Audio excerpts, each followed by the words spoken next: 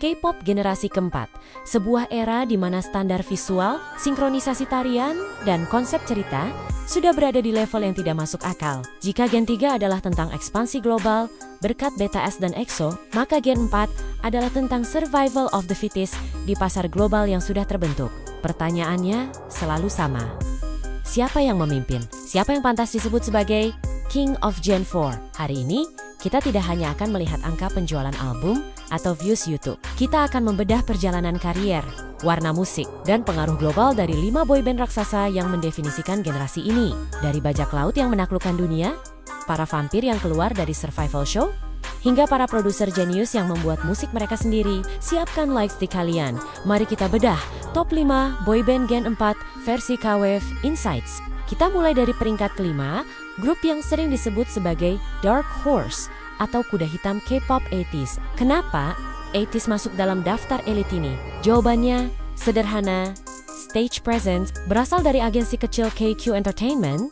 ETI tidak punya privilege agensi besar, tapi mereka punya sesuatu yang tidak bisa dibeli, energi murni. Mereka dikenal sebagai performance kings. Coba lihat, facial expression Choi San atau karisma Hong Jong. Konsep bajak laut yang mereka bawa bukan sekadar gimmick, tapi sebuah universe yang konsisten. Lagu-lagu seperti Halazia atau Bouncy membuktikan bahwa musik mereka keras, bold, dan eksperimental. EDES mungkin tidak selalu merajai tangga lagu domestik Korea Selatan di awal karir, tapi basis penggemar internasional mereka kini sangat masif. Mereka adalah bukti bahwa talenta dan kerja keras di atas panggung adalah marketing terbaik. Mereka bukan hanya idol, mereka adalah performer kelas dunia. Di posisi keempat, kita punya permata dari YG Entertainment, Treasure. Berbeda dengan pendahulu mereka di YG yang biasanya memiliki anggota sedikit dan konsep dark hip hop. Treasure datang dengan formasi besar dan energi yang lebih bright, namun tetap swag. Kekuatan utama Treasure ada pada dua hal, musikalitas dan variety skill.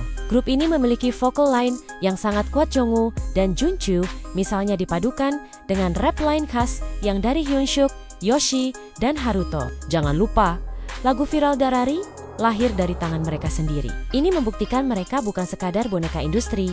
Selain musik, konten Treasure Map mereka adalah salah satu reality show idol terbaik dan terlucu di Gen keempat. Ini yang membuat ikatan mereka dengan fans sangat kuat, terutama di Asia Tenggara dan Jepang. Mereka adalah paket lengkap, lucu di variety show, tapi beast saat memegang mic. Masuk ke 3 besar, kita punya grup yang lahir dari darah, keringat, dan air mata survival show, Ilan, NHIPEN. NHIPEN adalah definisi dari pertumbuhan eksponensial. Sejak debut dengan Given Taken, mereka langsung menetapkan standar tinggi.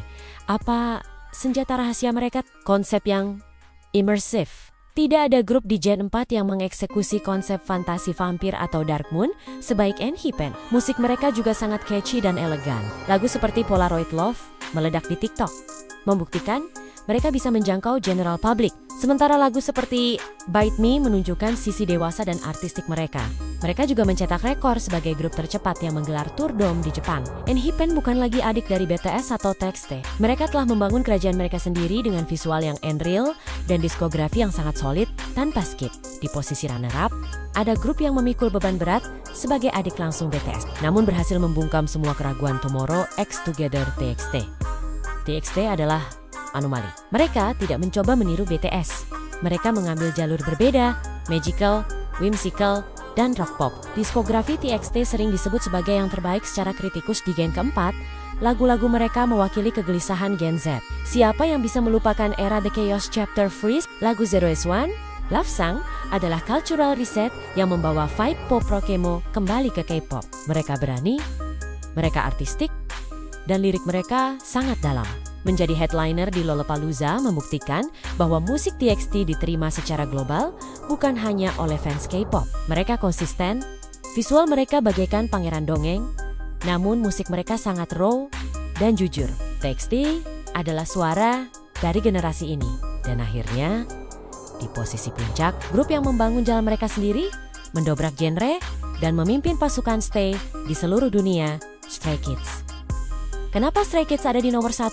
Satu kata, otentisitas. Di bawah komando Bang Chan dan unit produksi 3RACH Bang Chen, Changben, Hanj, mereka menciptakan genre mereka sendiri yang sering disebut malahat atau noise music dan mereka bangga dengan itu. Era God's Menu mengubah segalanya.